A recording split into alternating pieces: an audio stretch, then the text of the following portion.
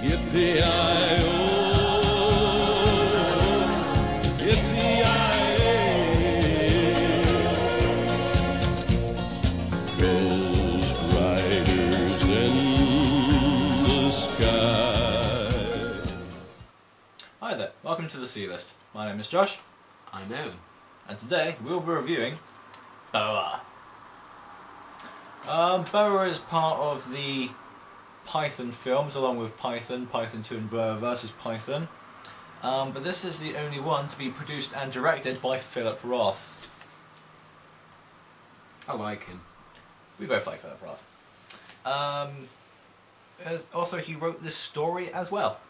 And interesting enough, it was edited by the director, or the eventual director, of Boa vs. Python. I think everyone is connected in these films. They go from one to the next. Yeah, let's get reused. It's noted that unlike Snakes / Python 2, this is actually a good film.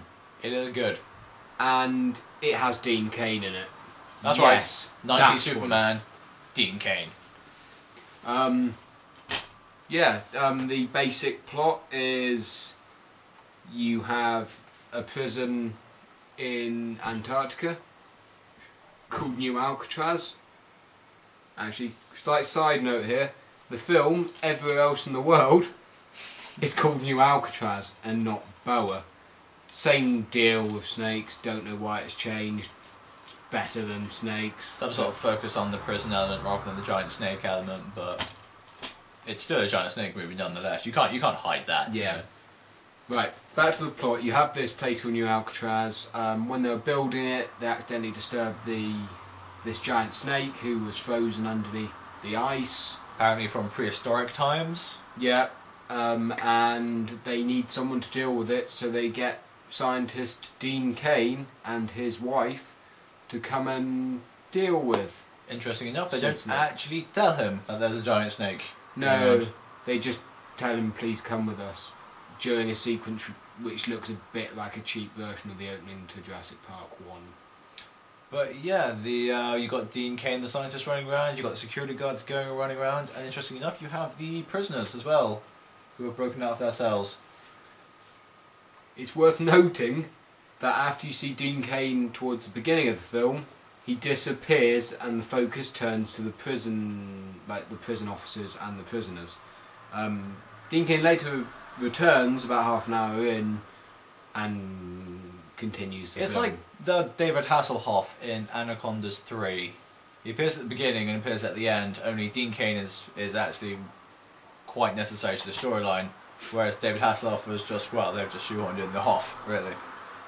But yeah, Dean Cain's performance is pretty good, and there's another gentleman who plays a prison guard called Quinn. Can't remember the actor's name, but he was one of the things that kept me watching. Really enjoyed his performance. It was just awesome.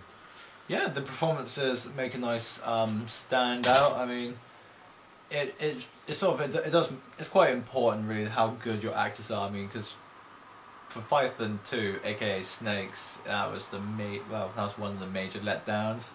And the script. Yeah, that as well. And everything. This one's box art's better.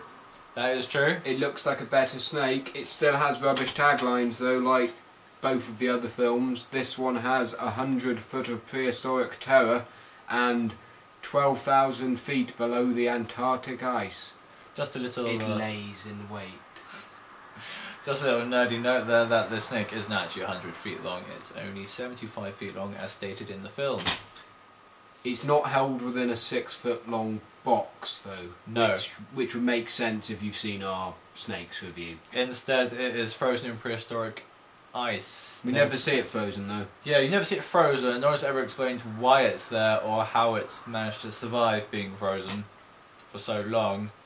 But yeah, but hey, it eats prisoners. The whole thing's pretty much confined to this New Alcatraz prison. Which admittedly I thought was a nice plot point. It was a little bit of originality, I thought. It's quietly nice. It's sort of quite nicely designed. Took the snake out, you've got your own little sci-fi movie there. But yeah, it's it's a good bit of fun. It's enjoyable. It's worth watching more than once, to be totally honest. I'm not going to spoil the end, but I'd say the end's slightly disappointing. Yeah. It's sort of one of those endings which leaves you with what was the whole point in everything. Very, very unsatisfied with the ending to this film.